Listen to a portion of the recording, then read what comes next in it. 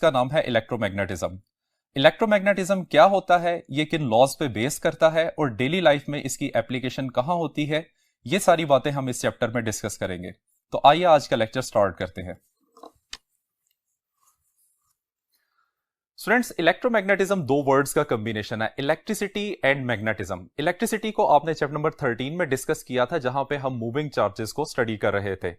Magnetism में आप लोगों को पता है कि हम मैग्नेट को, मैग्नेट से प्रोड्यूस होने वाले मैग्नेटिक फील्ड को और साथ रिलेटेड इफेक्ट्स को स्टडी करते हैं। स्टूडेंट्स, एक मैग्नेट के दो पोल्स होते हैं, एक नॉर्थ पोल और एक साउथ पोल, जिनको एक दूसरे से सेपरेट नहीं किया जा सकता। लाइक पोल्स एक दूसरे को रिपेल करते हैं, यानी कि नॉर्थ नॉर्थ को रिपेल करेगा और साउथ साउथ को रिपेल करेगा, जबकि अनलाइक पोल्स एक दूसरे को अट्रैक्ट करते हैं, यानी कि नॉर्थ पोल साउथ पोल को अट्रैक्ट करेगा।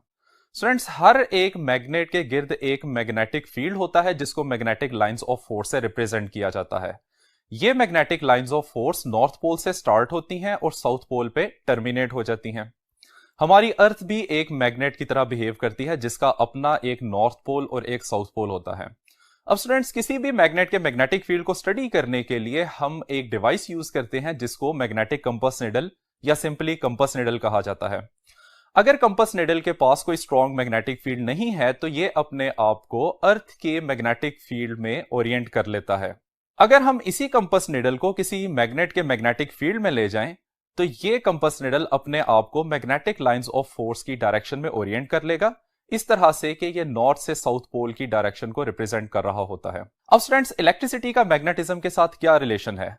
तो 1820 में एक डेनिश साइंटिस्ट जिसका नाम हंस क्रिस्टियन ओयरस्टेड था, इसने क्लासरूम एक्सपेरिमेंट की डेमोन्स्ट्रेशन के दौरान एक बात ऑब्जर्व की कि जैसे ही करंट किसी वायर से पास की, तो पास पड़े हुए कंपास निडल ने डिफ्लेक्शन शो किया। अब स्टूडेंट्स, हमें यह बात पता है कि कंपास निडल सिर्फ मैग्नेटिक फील्ड में डिफ्लेक्शन शो करती है। इसका मतलब यह है कि जब करंट फ्लो की, तो फ्लो ऑफ करंट की वजह से कोई मैग्नेटिक फील्ड प्रोड्यूस हुआ। फिर स्टूडेंट्स, ओयरस्टेड ने large number of experiments perform किए और उसके बाद एक यह नतीजा निकाला कि जब भी करंट किसी वायर में से पास करता है, तो वो अपने सराउंडिंग रीजन में एक मैग्नेटिक फील्ड प्रोड्यूस कर देता है। और इस मैग्नेटिक फील्ड की स्टडी, जो कि मूविंग चार्जेस या करंट की वजह से प्रोड्यूस होती है, इसको हम इलेक्ट्रोमैग्नेटिज्म कहते हैं। तो आइए स्टूडेंट्स, हम इलेक्ट्रोमैग्नेटिज्म की डेफिनेशन लिख लेते हैं।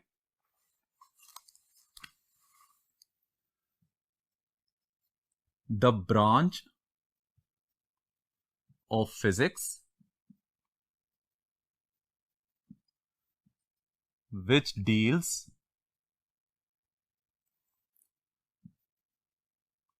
with the study of magnetic field produced by moving charges is called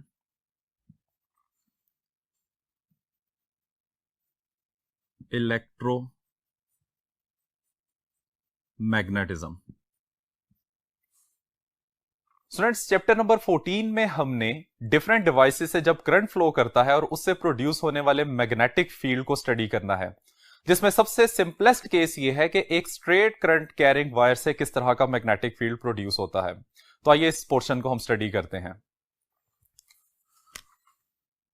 magnetic field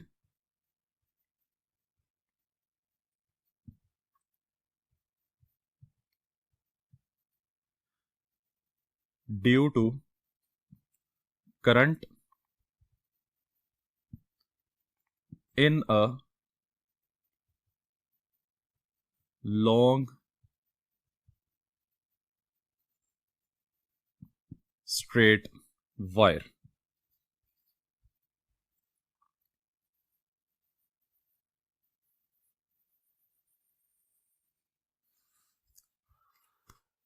1820 में हंस ओयरस्टेड ने large number of experiments perform किए थे। तो स्टूडेंट्स, यहां पे हम एक एक्सपेरिमेंट परफॉर्म करेंगे और बाद में उसके प्रोड्यूस होने वाले रिजल्ट्स को डिस्कस करेंगे। तो स्टूडेंट्स, इसके लिए देखिए कि हमारे पास एक स्ट्रेट वायर है, जिसको हमने एक हॉरिजॉन्टल कार्डबोर्ड में से वर्टिकली पास किया हुआ है। वायर के दोनों एंड्स को एक स्विच और एक बैटरी से इस तरह से कनेक्ट किया गया है कि जब स्विच को क्लोज किया जाता है तो वायर में से करंट वर्टिकली अपवर्ड फ्लो करे। अब स्टूडेंट्स, मैग्नेटिक फील्ड की स्टडी के लिए हम एक कंपास निडल को कार्डबोर्ड पे प्लेस कर देते हैं, जो कि इनिशियली अर्थ के नॉर्थ और साउथ पोल की डायरेक्शन को रिप्रेजेंट कर रही है। अब जैसे ही आप स्विच को क्लोज करेंगे, वायर में से वर्टिकली अपवर्ड डायरेक्शन में करंट फ्लो करेगा और कंपास निडल एक खास डायरेक्शन में पॉइंट करना शुरू कर देगी। अब स्टूडेंट्स, ये मैग्नेटिक फील्ड किस तरह का होता है इसको देखने के लिए हम कार्डबोर्ड पे a number of compass needles place करते हैं। कंपास निडल्स प्लेस करने के बाद हम स्विच को दोबारा क्लोज करेंगे और क्लोज करने से ये तमाम कंपास निडल्स अपने आप को एक पर्टिकुलर डायरेक्शन में ओरिएंट कर लेती हैं। स्टूडेंट्स, हमने ये बात देखी थी कि कंपास निडल अपने आप को मैग्नेटिक लाइंस ऑफ फोर्स की डायरेक्शन में ओरिएंट करती है, तो इस केस में जो मैग्नेटिक लाइंस ऑफ फोर्स बनेगी वो सर्कुलर बन रही है। तो इसका मतलब यह है कि स्ट्रेट करंट कैरिंग वायर से प्रोड्यूस होने वाला मैग्नेटिक फील्ड सर्कुलर होता है। अब स्टूडेंट्स, हम क्या करते हैं, हम स्विच को ओपन कर देते हैं। जैसे ही आप स्विच को ओपन करेंगे तो कंपास निडल्स दोबारा अपने आप को अर्थ के मैग्नेटिक फील्ड की डायरेक्शन में ओरिएंट कर लेती हैं। यहां से हमें एक बात का पता चलता है कि जब तक वायर में करंट फ्लो करता रहेगा उससे मैग्नेटिक फील्ड प्रोड्यूस होता रहेगा।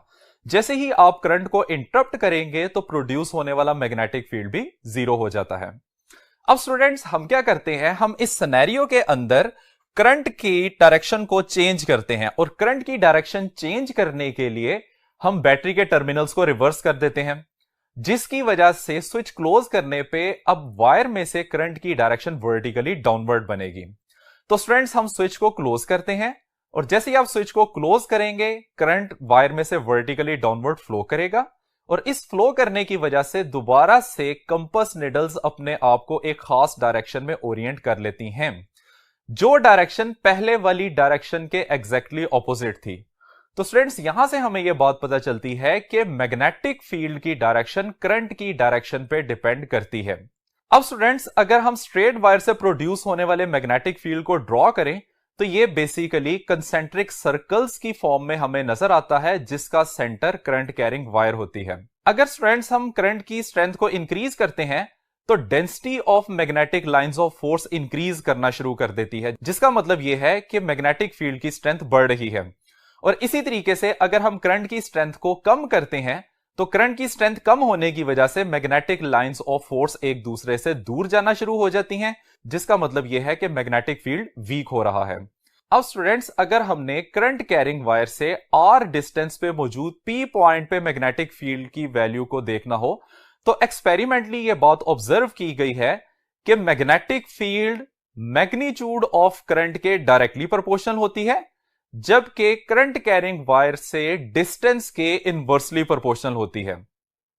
तो स्टूडेंट्स, इसको हम मैथमेटिकली कुछ इस तरह से लिख सकते हैं कि magnetic field produced by the flowing current is directly proportional to the current. इन दोनों के दरमियान में डायरेक्ट रिलेशन होता है, जबकि करंट कैरिंग कंडक्टर से डिस्टेंस और मैग्नेटिक फील्ड का आपस में इनवर्स रिलेशन होता है। अब स्टूडेंट्स, अगर हम इन दोनों वैल्यूज को आपस में कंबाइन करते हैं तो कंबाइन करने से हमारे पास रिजल्ट बन जाएगा कि B is directly proportional to I divided by R, where R is representing the distance of the point, certain point जिसपे आपने मैग्नेटिक फील्ड की वैल्यू मेजर करनी है from the current carrying conductor. अब स्टूडेंट्स, यहां पे प्रोपोर्शनैलिटी को हम खत्म करके इक्वालिटी में लेके जाते हैं तो ये आंसर आ जाएगा B is equal to mu naught divided by 2 pi I over R, where mu naught divided by 2 pi is the constant of proportionality for this formula. अब स्टूडेंट्स, ये जो फॉर्मूला में म्यू नॉट आपको नजर आ रहा है, this is basically permeability of free space. जिस तरह से चार्जेस के केस में आपने परमिटिविटी ऑफ फ्री स्पेस पढ़ा था, वहां पे इलेक्ट्रिक फील्ड होती थी, वहां पे परमिटिविटी ऑफ फ्री स्पेस था। यहां मैग्नेटिक फील्ड है जो कांस्टेंट यूज करते हैं, इसको परमिएबिलिटी ऑफ फ्री स्पेस कहा जाता है। अब students, permeability of free space क्या होती है, इसके लिए देखिए,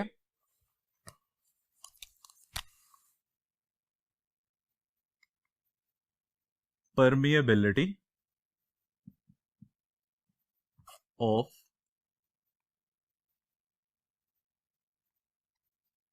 फ्री स्पेस। स्टूडेंट्स, परमेबिलिटी को इस तरह से डिफाइन किया जाता है कि the ability of free space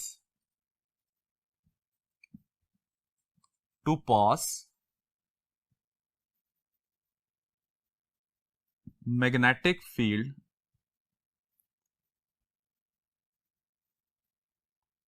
through it. Free space अपने अंदर से कितना मैग्नेटिक फील्ड पास करने देता है, उसकी एबिलिटी को हम परमेबिलिटी ऑफ फ्री स्पेस कहा जाता है। इसको हम म्यू नॉट से रिप्रेजेंट करते हैं, और म्यू नॉट एक कांस्टेंट वैल्यू होती है, और इसकी वैल्यू है 4 पाई इंटू 10⁻⁻⁷, और इसका यूनिट होता है वेबर पर मीटर पर एम्पीयर। अब स्टूडेंट्स, इसका यूनिट आप कुछ लेक्चर्स के बाद डिस्कस कर लेंगे। ये मैग्नेटिक फ्लक्स का यूनिट होता है वेबर, पर मीटर ये लेंथ का यूनिट है, और एम्पियर करंट का यूनिट होता है। अब स्टूडेंट्स, हम ओर्स्टेड के एक्सपेरिमेंट से निकलने वाले कंक्लूजन्स को डिस्कस करते हैं।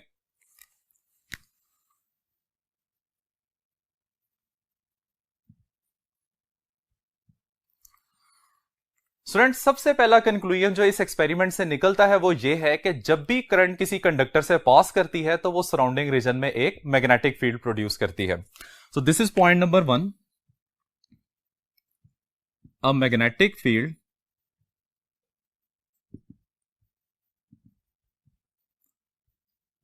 is set up around a current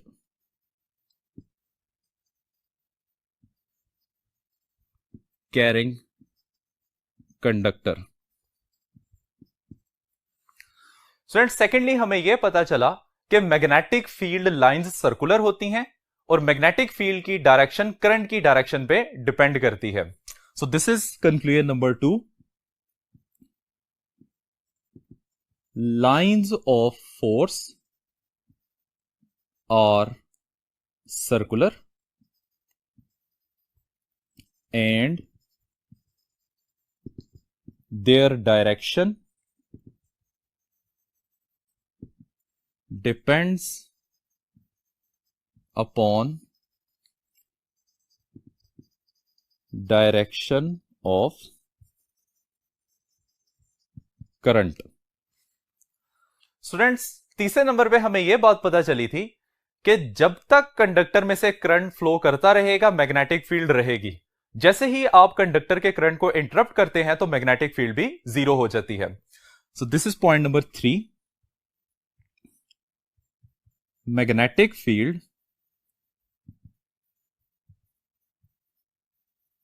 lasts only as long as current is flowing through the conductor। अब स्टूडेंट्स, हम प्रोड्यूस होने वाले मैग्नेटिक फील्ड की डायरेक्शन कैलकुलेट करने के लिए जो रूल यूज किया जाता है हम उसको डिस्कस करेंगे, which is the right hand rule.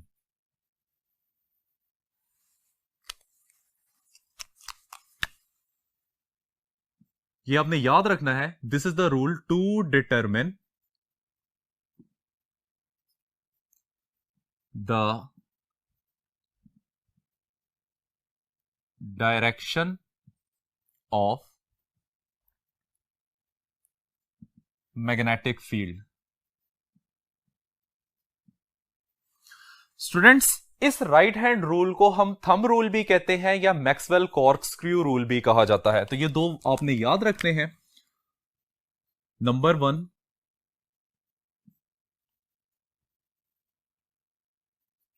Thumb rule, और नंबर 2 इसको कहा जाता है मैक्सवेल्स कॉर्क स्क्रू रूल। तो स्टूडेंट्स, हम थंब रूल को डिस्कस कर लें या मैक्सवेल कॉर्क स्क्रू रूल को डिस्कस कर लें, बात एक ही है। तो हम थंब रूल की फॉर्म में हम इसे डिस्कस करते हैं। थंब रूल कुछ इस तरह से है कि आपने करंट कैरिंग कंडक्टर को अपने राइट हैंड में इस तरह से पकड़ना है कि राइट हैंड का थंब करंट की डायरेक्शन को शो कर रहा हो। यानी कि अगर हम सपोज करते हैं कि करंट की डायरेक्शन कंडक्टर में से वर्टिकली अपवर्ड है, तो राइट हैंड का थंब वर्टिकली अपवर्ड डायरेक्शन में होना चाहिए। फिर कहता है कि curling of finger represents the direction of the magnetic field. Right hand की फिंगर जब कर्ल होती हैं तो उनकी रोटेशन मैग्नेटिक फील्ड की डायरेक्शन को रिप्रेजेंट करती है। तो राइट हैंड रूल की स्टेटमेंट कुछ इस तरह से लिखी जा सकती है,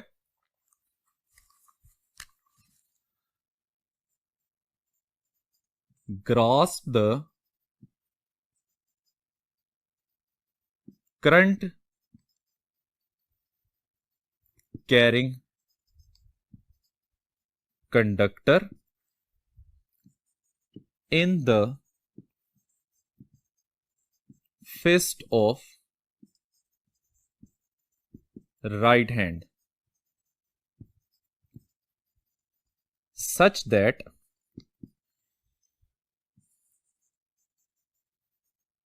thumb points in the direction of current. Then curling of fingers represents the direction of produced magnetic field. Student, suppose करें कि हमारे पास करंट कैरिंग कंडक्टर में करंट की डायरेक्शन वर्टिकली डाउनवर्ड है। तो इस सिचुएशन में आप करंट कैरिंग कंडक्टर को अपने राइट हैंड में इस तरह से पकड़ेंगे कि थंब की डायरेक्शन वर्टिकली डाउनवर्ड हो। अब इस सिचुएशन में curling of finger magnetic field की डायरेक्शन बताएगा। अब दोनों केसेस में आप देख सकते हैं कि जब करंट अपवर्ड फ्लो कर रहा था उस वक्त मैग्नेटिक फील्ड एंटी क्लॉकवाइज थी, और जब करंट डाउनवर्ड फ्लो कर रहा था तो इस सिचुएशन में मैग्नेटिक फील्ड की डायरेक्शन क्लॉकवाइज थी। तो स्टूडेंट्स, इस राइट हैंड रूल से, जिसको थंब रूल कहा जाता है, मैक्सवेल कॉर्कस्क्रू रूल कहा जाता है, हम एक स्ट्रेट करंट कैरिंग कंडक्टर से प्रोड्यूस होने वाले मैग्नेटिक फील्ड की डायरेक्शन को कैलकुलेट कर सकते हैं। तो स्टूडेंट्स, ये है हमारा आज का लेक्चर। उम्मीद करते हैं कि आपको